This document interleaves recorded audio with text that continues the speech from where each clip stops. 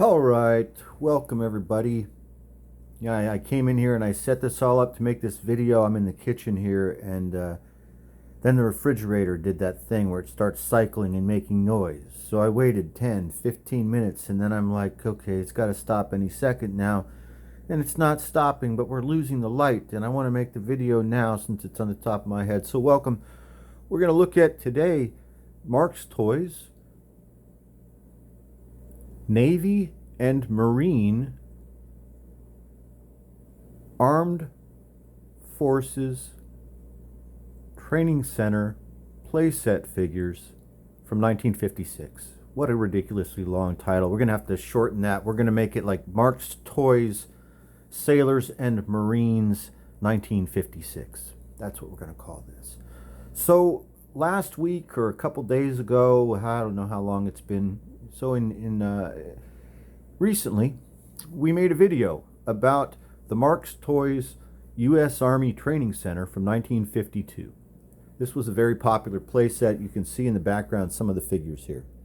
These figures are 45 millimeters or about 2 inches tall. They're made of a soft, early style Marx plastic from the early 1950s.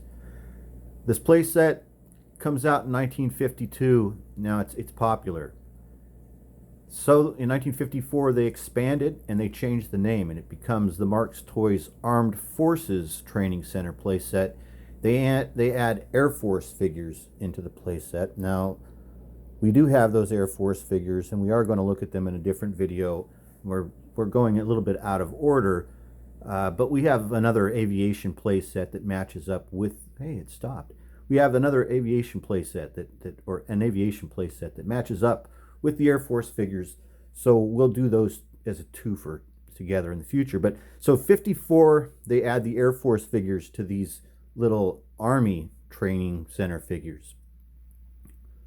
Again, as we mentioned maybe in the last video, most of the figures in this playset are non-combat oriented. Now there are a few figures that are in combat positions, but the figure is sold and marketed as a training center, and it comes with a playset with a tin lithograph building that represents a training center. It's not a combat playset specifically. So in 54 they add Air Force figures, and in 56 to the set they add the Navy and the Marines. And again, not a combat playset, and it's still called the Armed Forces Training Center, but now they've added the Navy and the Marines in this beautiful soft blue. It's a powder blue, and it's so awesome. It's only a few sculpts. This is a smaller number of figures than the Army, that is represented in the Army playset. But it's I guess one of the earliest or one of the best representations of, we're looking at Army men that are actually Navy. They're sailors, and it's nice to see sailors represented. Usually we're only seeing, and we'll talk about that. So this is 56, and this is 45 millimeter, about 2 inches tall. But in 1958, all of these smaller figures would be phased out. Marx would begin making 54 millimeter figures, and they would begin with the U.S. Army soldiers and the Marines, which were all combat figures based on World War II combat. And they wouldn't make figures like this that are in a training sense or in parade sense, mass market. There were a couple smaller sets, but for the most part, everything switched. They stopped doing this training theme, and they were just making soldiers and Marines in combat in the 54 millimeter scale from 58 on, and then they switched it up. So instead of making branches of service, they made different countries that were in the war in World War II. So they made German soldiers to fight the American soldiers and Marines, and then they made Japanese soldiers, and they made Russian soldiers. All these different sets in the larger scale than this. Look at this signalman. I like this because he's got he has the Cracker Jack sailor suit. He's got the bell bottoms. He reminds me, I've got this book over here. He reminds me of one of my favorite Navy books and movies. He reminds me of Badass Badusky, this guy right here from The Last Detail. This is a great book and also a great movie about the Navy. Highly recommended. This figure reminds me of Badass. This is a sailor pulling a rope. This is another one of those great examples of the highly detailed early Marx art department, what they were doing, these unusual poses and things that they were doing. So this is great. This is a sailor that's either going on liberty or coming back from liberty. Really cool figure. He looks older. He doesn't look like a young recruit type sailor, does he? He's got a sea bag. I don't know if this was supposed to be doing something, that other arm. I don't know. Here's a naval officer with some binoculars.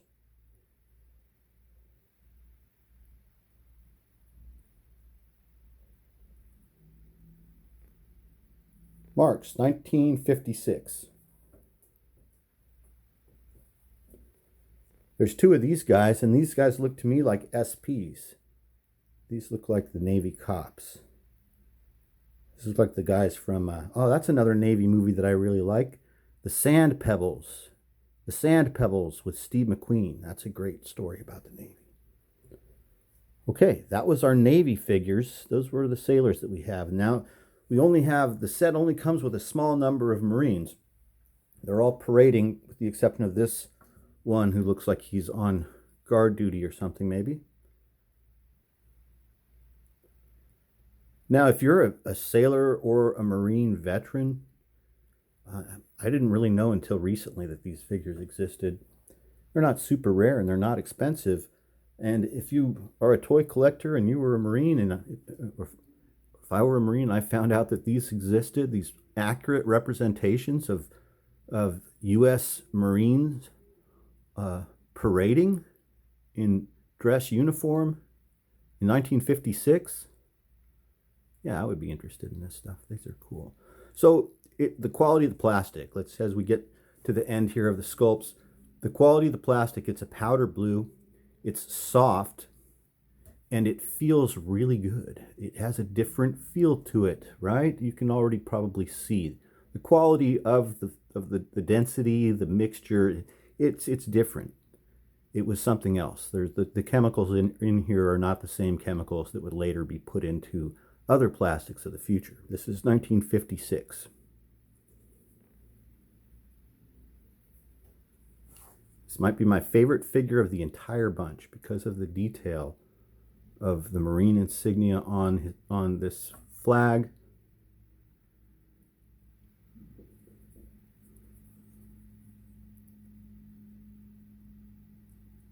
Isn't that great?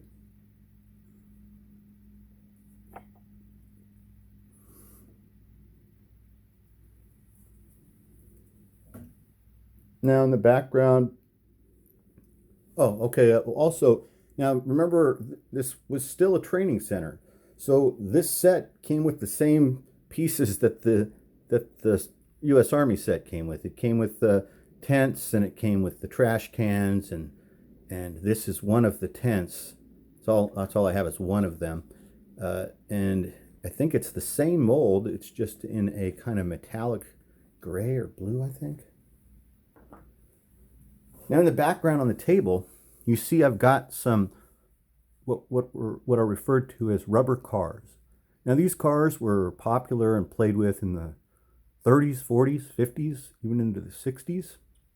But most of these cars that you see on the table are contemporary with the figures and in a 45 millimeter scale. So you can see why this would be really neat to be playing with these cars at the same time, like in 56 if you were a kid.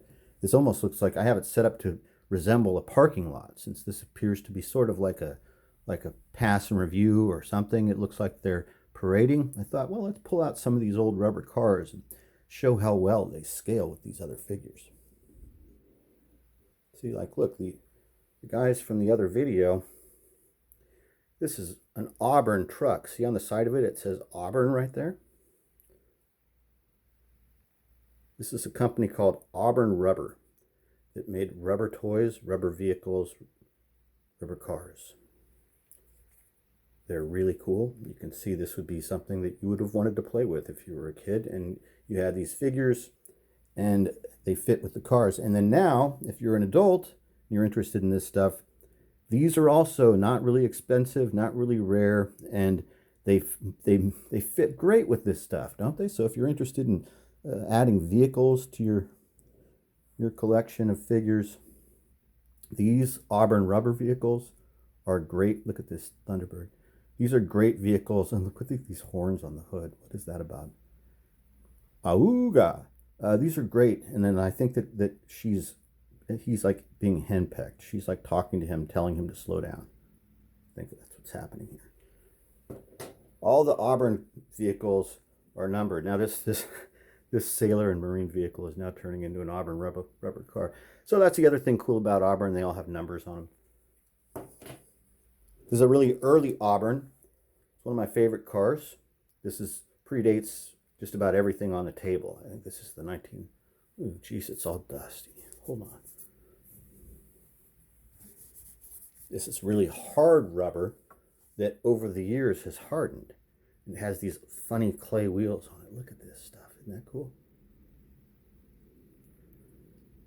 Auburn Rubber, it says in there. Auburn, Indiana.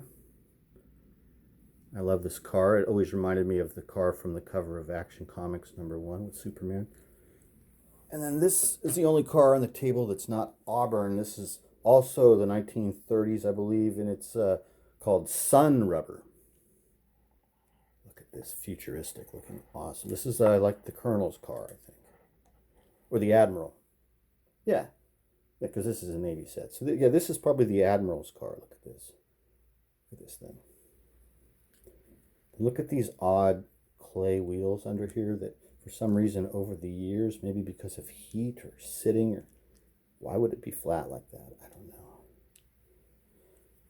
Anyway, yeah, this is like an 80-year-old toy or something. I'm not really sure. I have to look it up. It's old.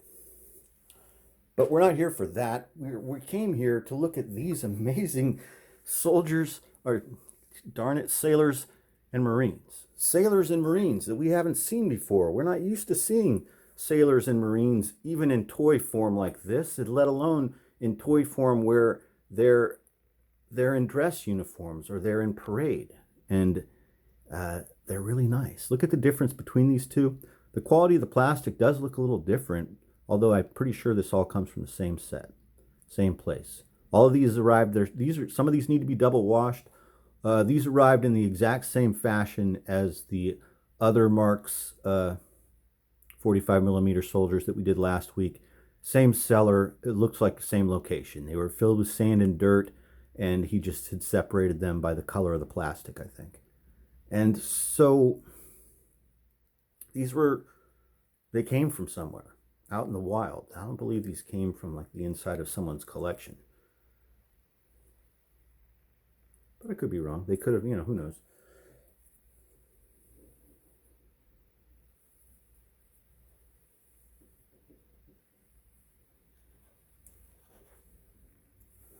Did I cover everything? We talked about these 1956.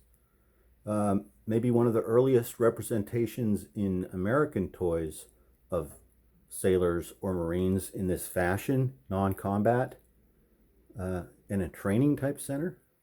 What is this weapon he has? That's an M1 Garand, isn't it? Is that an M1? I just noticed that. He's got an M1 rifle, right? That's what that is, isn't it? That's a Springfield? Is that what this is? Gotta look these weapons up. Sure, it must correspond with what they were using in 56. So this M1 definitely corresponds in 56 because they were using these M1s in Korea. So let's end on this. Let's talk about how at the beginning, when Marx started making these figures of these playsets in 1952, there wasn't a focus on combat. it was a focus on training and maybe like a sort of recruitment or encouraging little boys to want to join the army, because it was a representation of a training center, not a group of soldiers in combat. So that's what they would do. The playset was popular, so they would expand the playset and add the Air Force and then add the Navy and the Marines. And then in 58, they would kind of ditch the whole idea. And other than a playset that came later that was, I think, called Basic Training, other than that, from this point forward, from 58 forward, the focus would be on little green army men that were in battle. But prior to 58, these, as you can see, the intention was not to represent these sailors or these Marines or these soldiers or the Air Force guys, which are coming in the future. All you zoomies out there, they're like, Meyer, why did you skip the Air Force? When are the Air Force figures coming? They'll be up next. Saved the branch with the best chow hall for last. The Air Force has the best chow. So it's interesting, yeah, that they made that change, that they went from this peacetime force or this training force to then the focus became combat. So that's what happened, and that's what we looked at today. I hope I didn't ramble too long, but we looked at these amazing Marines and sailors produced by Marx Toys in 1956. I hope you enjoyed this video, and hope you have a fantastic day or evening. Thank you for watching.